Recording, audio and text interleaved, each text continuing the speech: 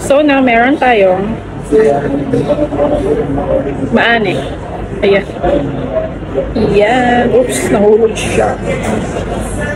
Yan ang kanyang itsura. Kung sa atin pa ba, para siyang mga suriso. Chorizo, tapos meron siyang pickles. Uy, nahuhulog ba siya? Pickles, tomato. Ayan, no? Para makita niyo. Ayan. Ayan siya. Pero, siyempre, ito ang lasa nila kasi sa spices. Ito, try natin.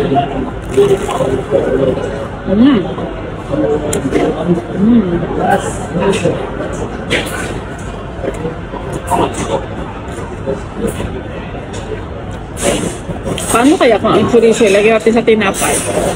Ano kaya lasa? No?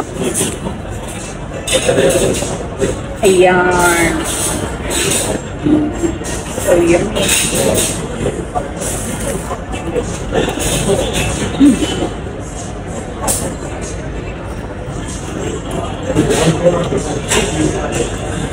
Pag kumain ka na isang sandwich, good as isang meal na siya.